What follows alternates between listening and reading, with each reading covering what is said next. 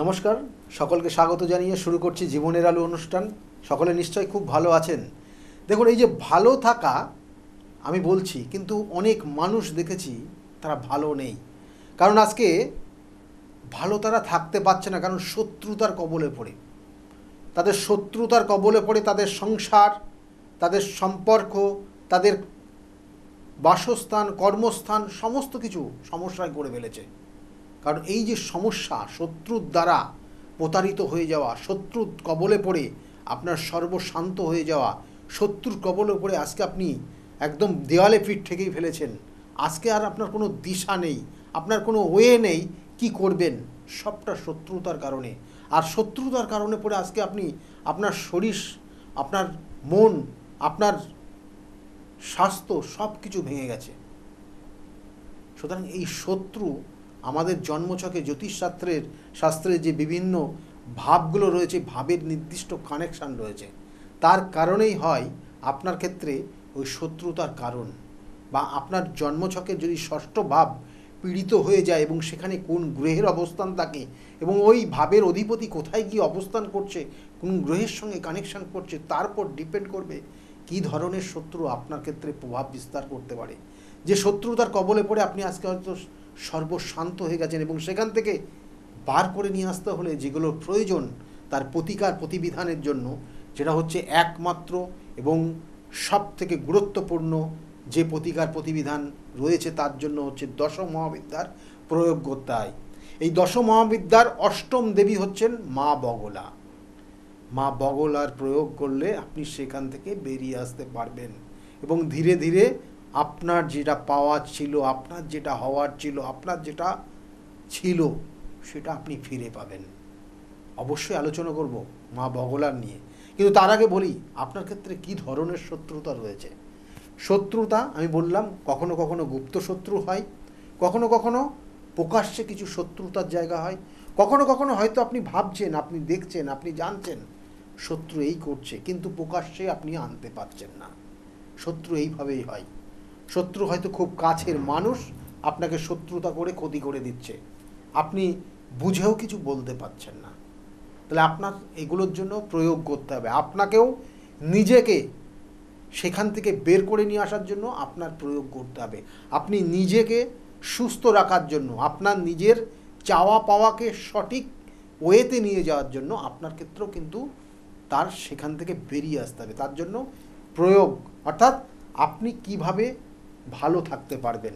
আপনার নিজের, আপনি কাউকে ক্ষতি করতে চাইছেন না, আপনি কাউকে কিছু খারাপ করতে চাইছেন না, কিন্তু আপনি নিজে যেন ভালো থাকি, ভালোভাবে থাকি, সকলকে নিয়ে যেন ভালো থাকতে পারি, এটা আপনি চাইছেন, কিন্তু সেটা করে পাচ্ছেন না, কারণ আপনাকে তো শত্রুতা করে রেখেছে।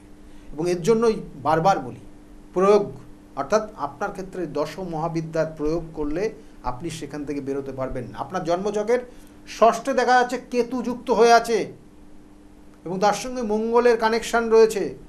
সেই মঙ্গল তৃতীয়পতি, আপনার ভাইয়ের দ্বারা শত্রুতা করে আপনি আজকে এই জায়গায় হয়ে আছেন। আপনার জন্মছকের দেখা যাচ্ছে তৃতীয়পতির সঙ্গে কানেকশান পেয়েছে, মঙ্গলের কানেকশান, এবং তার সঙ্গে সঙ্গে একাদশের কানেকশান পেয়ে গেছে। তাহলে আপনার ক্ষেত্রে আপনার পরিবারের দেখা হলো সেই অর্থাৎ আপনার ভাইয়ের কোনো পরিবারের কোনো রিলেটিভ আপনার ক্ষেত্রে শত্রুতা করে রেখেছে। ভাইয়ের কোনো রিলেটিভ আপনাকে শত্রুতার কবলে ফেলে রেখে দিয়েছে, আপনার সর্বশান্ত করে দিচ্ছে। আপনি সেখান থেকে বেরোবেন কী করে? অবশ্যই তার উপায় রয়েছে। করণক্রিয়া একটা বলবো, যদি করতে পারেন কিছুটা বেরোতে পারবেন, কিন্তু আমি বারবার বলি এইগুলো সমস্যাগুলো কোনো রকমের ছেড়ে দেবেন না, এগুলোকে পার্মানেন্ট প্রতিকার প্রতিবিধান করবেন, যাতে ভবিষ্যতে আর তারা কিছু করতে না পারে। পুরো প্রোটেক্ট করে রাখবেন নিজেকে, তাহলে আপনি সেই জায়গার থেকে বেরোতে পারবেন এবং আগামী দিনে নির্দিষ্ট দিশা আপনি পাবেন। আপনার জন্মছকের দেখা যাচ্ছে এমন কিছু জায়গা রয়েছে যার কানেকশান ওই ষষ্ঠ ভাবের সঙ্গে রয়েছে, তার কারণে আপনার হয়তো মামার বাড়ির তরফ থেকে কেউ শত্রুতা করে রেখে দিয়েছে, তার কারণে আজকে আপনি এই অবস্থা। এটা হতে পারে, অস্বাভাবিক কিছু না, সমস্যায় জড়িয়ে গেছেন।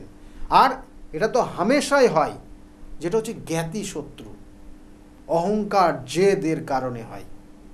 আপনার সন্তানটা খুব ভালোভাবে সে পরীক্ষা হলে ভালো পরীক্ষা দিচ্ছে এবং ভালো মার্কস পাচ্ছে, তার কেরিয়ারটা ব্রাইট কেরিয়ারের দিকে যাচ্ছে, দেখবেন যে আপনার ক্ষেত্রে জ্ঞাতি শত্রু আপনার সামনে প্রশংসা করবে কিন্তু ভিতরে ভিতরে হিংসা করবে এবং তৈরি হবে একটা শত্রুতার চোখে দেখা এবং তার দৃষ্টি হবে খুব কুদৃষ্টি এবং সেই কুদৃষ্টির কবলে পড়ে আপনার সন্তানটাও কিন্তু সমস্যায় পড়ে যাবে এবং এগুলো কিন্তু ওই জন্মছকের কানেকশান।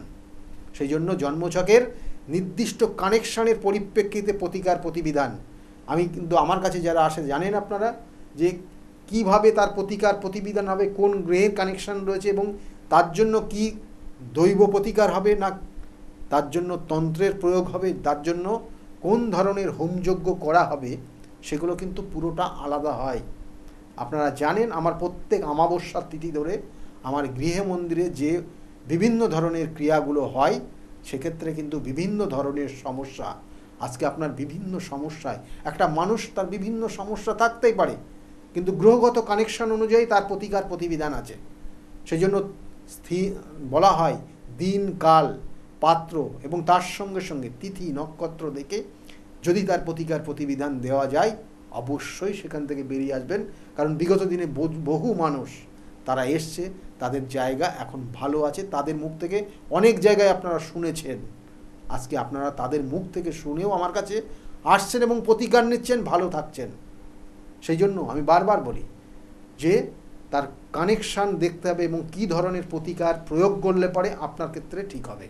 তাই মা বগলা বলা হচ্ছে এই দশ মহাবিদ্যার অষ্টম দেবী। এই বগলা মায়ের প্রয়োগ আপনি দেখবেন যে মা বগলার যে মূর্তিটা আপনি দেখবেন সেখানে কিন্তু মা হাতে নিয়ে একটা গদা নিয়ে আছে আর শত্রু তার জিভকে টেনে ধরে সে তাকে কি না তাকে মানে অ্যাকচুয়ালি তাকে রোখার জন্য, তাকে দমন করার জন্য তাকে ওই জিভ টেনে এবং এক হাতে সে গদা দিয়ে তাকে আঘাত করতে যাচ্ছে। এই যে মূর্তির প্রয়োগ দেখুন, একটা জিনিস আপনাদেরকে বলি, আমরা কিন্তু প্রত্যেকেই মায়েরই সন্তান। তাই দশ মহাবিদ্যার আপনি 10টা দেবীর যে মূর্তি দেখবেন এবং দশ মহাবিদ্যার 10টা দেবীর যে প্রয়োগ রয়েছে প্রত্যেকটা গ্রহ নক্ষত্রের সঙ্গে কানেক্টেড। তাই এই দশ মহাবিদ্যার শনি গ্রহের ইষ্ট দেবী হচ্ছেন মা কালী এবং বৃহস্পতি গ্রহের ইষ্ট দেবী হচ্ছেন মা তারা, বুধ গ্রহের ইষ্ট দেবী হচ্ছেন মা ষোড়শী এবং ভুবনেশ্বরী হচ্ছেন শুক্র গ্রহের কিন্তু ইষ্ট দেবী। কিন্তু আরেকটা জিনিস এখানে ভৈরবী, মাতা ভৈরবী, এখানে কিন্তু মাতা ভৈরবীকে লগ্নকে কানেক্ট করা হচ্ছে এবং আমাদের যে মূলাধার আমাদের যে চক্র রয়েছে 7টা চক্র সেগুলোকে কিন্তু কানেক্টেড করে এই ভৈরবী এবং এর সঙ্গে সঙ্গে বলা হচ্ছে রাহু গ্রহের ইষ্ট দেবী হচ্ছেন ছিন্নামস্তা এবং কেতু গ্রহের ইষ্ট দেবী তিনি হচ্ছেন মাতা ধূমাবতী এবং অর্থাৎ এখানে বলা হচ্ছে বগলা দেবী অর্থাৎ মাতা বগলা হচ্ছেন মঙ্গল গ্রহের ইষ্ট দেবী এবং এর সঙ্গে সঙ্গে অবশ্যই বলতে হয় কারণ চন্দ্র গ্রহের ইষ্ট দেবী তিনি হচ্ছেন কমলা আর সূর্য বা রবি গ্রহের ইষ্ট দেবী তিনি হচ্ছেন মাতঙ্গিনী। তাই এদের প্রয়োগ আপনার ক্ষেত্রে প্রয়োজন আছে কি না সেক্ষেত্রে কিন্তু অবশ্যই বিচার্য বিষয়। কার প্রয়োগ কখন কিভাবে করা হবে সেটা আপনার জন্মছকের সঠিক কানেকশান যদি না হয় তাহলে সেক্ষেত্রে অনেক সময় ভুল ট্রিটমেন্টও হয়ে যায়। সেই জন্য মাথায় রাখবেন যে এইগুলোর প্রতিকার প্রতিবিধান আপনার ক্ষেত্রে, যেমন আপনার ক্ষেত্রে গুপ্ত শত্রু রয়েছে তার ক্ষেত্রে সেই প্রয়োগ, আপনার কেতু গ্রহের ইষ্টদেবী সেক্ষেত্রে আপনার ধূমাবতীর প্রয়োগ হবে না, সেক্ষেত্রে মা বগলার প্রয়োগ হবে। বা একটা জাতক জাতিকা দেখা গেল যে তার উন্মাদের মতো চলছে, তার বিশৃঙ্খলা জীবন, তার জীবনযাত্রার মান অন্যরকম হয়ে গেছে, সমাজ তাকে গ্রহণ করছে না, সমাজের ক্ষেত্রে পুরোটাই নেগেটিভ ভাইব্রেশন কাজ করছে, তার ক্ষেত্রে কার প্রয়োগ হবে? তার ক্ষেত্রে কি বগলার প্রয়োগ হবে না তার ক্ষেত্রে মা তারার প্রয়োগ হবে না তার ক্ষেত্রে ছিন্ন মস্তার প্রয়োগ হবে? হয়তো তার ক্ষেত্রে দেখা গেল দেবী দুর্গার প্রয়োগও হতে পারে, যেটা কিন্তু এই দশ মহাবিদ্যার প্রয়োগের মধ্যে আসছে না। কিন্তু এইভাবে কিন্তু তার সঠিক প্রয়োগ রয়েছে। আপনার ক্ষেত্রে যেটা প্রয়োজন আছে সেইভাবে তার প্রতিকার প্রতিবিধান দিয়ে আপনাকে যাতে সেই সমস্যার থেকে বের করে নিয়ে আসা যায় সেগুলো কিন্তু একটা প্রত্যেকের, এটাই কিন্তু আমরা বলবো যে যারা তন্ত্র প্রয়োগ করছে, যারা জ্যোতিষশাস্ত্র নিয়ে বিভিন্ন ধরনের রিসার্চ করছে, এবং তার সঙ্গে সঙ্গে আপনার ক্ষেত্রে কোন ধরনের প্রয়োগ করলে পরে সঠিক হবে সেটা আপনার জন্মছকের কানেকশনের পরিপ্রেক্ষিতে হয়। যাক, যদি মনে করেন আমার সঙ্গে যোগাযোগ করবেন, তাহলে আমার নির্দিষ্ট চেম্বারগুলো রয়েছে প্রত্যেক রবিবার কাঁচরাপাড়া চেম্বার রয়েছে। প্রত্যেক রবিবার আপনারা 2টোর থেকে দুপুর 2টোর থেকে 6টা পর্যন্ত আমার নিজ গৃহমন্দিরে চেম্বার আছে প্রত্যেক রবিবার। আর প্রত্যেক সোমবারে আপনারা কিন্তু পাবেন ব্যারাকপুরে চেম্বার, স্টেশনের কাছেই 12টার থেকে 4টে পর্যন্ত ওখানে পাবেন। এবং ওই দিনই 5টার থেকে 8টা পর্যন্ত আপনারা কিন্তু শ্রীরামপুর চেম্বার রয়েছে, ওটাও কিন্তু স্টেশনের কাছেই। আর প্রত্যেক মঙ্গলবারে আমার চেম্বার রয়েছে কিন্তু কালীঘাট লেক মার্কেট, সেই লেক মার্কেটে আমার চেম্বার রয়েছে, এবং সৌভাগ্য চক্র চেম্বারের নাম, এবং সেখানেও কিন্তু সন্ধ্যাবেলার দিকে আপনারা পাবেন। আর প্রত্যেক বুধবার এবং শনিবার করে কিন্তু বাইরের চেম্বার থাকে, কখনো বহরমপুর, কখনো মেচেদা, কখনো তারাপীঠ, কখনো কিন্তু বর্ধমান।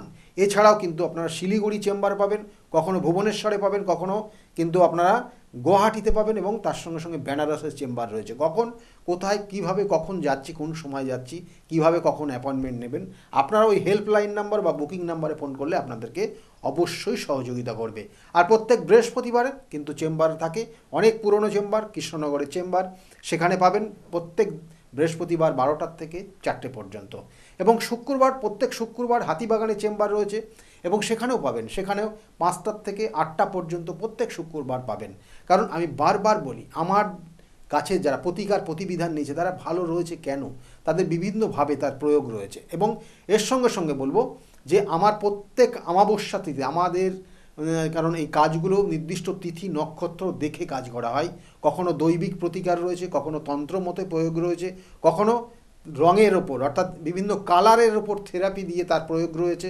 এইগুলো কিন্তু প্রত্যেকটার এক এক ক্ষেত্রে এক এক রকমের হয়, এবং সেই জন্য প্রত্যেক অমাবস্যা তিথিতে আমার গৃহমন্দিরে কিন্তু সেখানে হোম যজ্ঞ, বিভিন্ন ধরনের প্রয়োগ, বিভিন্ন ধরনের ক্রিয়া, তার মাধ্যমে সেখানে প্রতিবিধান করা হয়। এছাড়াও কখনো তারাপীঠে করা হয়, কখনো কিন্তু তারাপীঠ শ্মশানে ক্রিয়া করা হয়, কখনো সেক্ষেত্রে কামাখ্যা পীঠেও তার প্রতিবিধান করা হয়। এছাড়াও কিন্তু খুব গুরুত্বপূর্ণ যেগুলো, সেগুলো তো কামাখ্যা পীঠ, কখনো তারাপীঠ, এবং তাছাড়াও বেনারসে তার প্রয়োগ করা হয়। সেক্ষেত্রে আপনাদের কি সমস্যা রয়েছে, সমস্যার ওপর ডিপেন্ড করবে কোথায় তার প্রয়োগ করা হবে। এবং এছাড়াও আমি আবার বলছি, প্রত্যেক অমাবস্যা তিথি কিন্তু আমার নিজ গৃহমন্দিরে তার বিভিন্ন ধরনের ক্রিয়া হয়। যাই হোক, যারা মনে করছেন যোগাযোগ করবেন, বুকিং নাম্বারটা ফোন করে নেবেন, কারণ বিগত দিনে বহু মানুষ এসছে, তারা আজকের জায়গায় দাঁড়িয়ে ভালো আছে। কারণ কিছু কিছু করণ ক্রিয়া রয়েছে, সেগুলো করলে আপনি আপনার জীবনের যত সমস্যায় আছে না কেন সেখান থেকে আপনি বেরিয়ে আসতে পারবেন।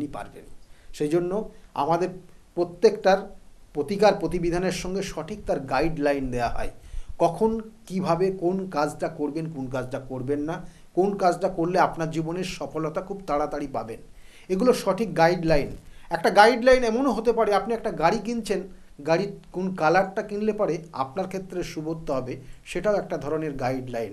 হয়তো আপনি আজকে একটা বাড়ি তৈরি করবেন, কোন সময়টা আপনি আপনার বাড়ির জন্য অ্যাডভান্স করলে পরে আপনার ক্ষেত্রে ভালো হবে, সেটা এক ধরনের গাইডলাইন্স। আপনি আপনার সন্তান দেখা গেলো পড়াশোনা করছে, ভালো পড়াশোনায় সে ভালো মেধাবী রয়েছে, কিন্তু কর্মজীবনে গিয়ে বারংবার হোঁচট খাচ্ছে, তার ক্ষেত্রে কোন ধরনের চাকরি তার জন্য খুব ভালো রয়েছে, এবং সেই নির্দিষ্ট চাকরির জন্য সে যদি চেষ্টা করে, তাহলে তার জীবনের খুব কম সময়ের মধ্যে সেই নির্দিষ্ট জায়গাটা, প্রাপ্তির জায়গাটা তৈরি হয়ে যায়। তাহলে এগুলো একটা গাইডলাইন, এবং আমি বারবার বলি, এই ধরনের গাইডলাইন যদি আপনি সঠিকভাবে পেতে পারেন, তাহলে আপনার জীবনের কিন্তু সাকসেস আপনি নিজের হাতে মুঠোর মধ্যে রাখতে পারবেন। সেই জন্য আবার বলছি, যদি মনে করেন যোগাযোগ করবেন, বুকিং নম্বরে ফোন করে নেবেন। সকলে ভালো থাকবেন। আজকের মতো এই পর্যন্তই। নমস্কার।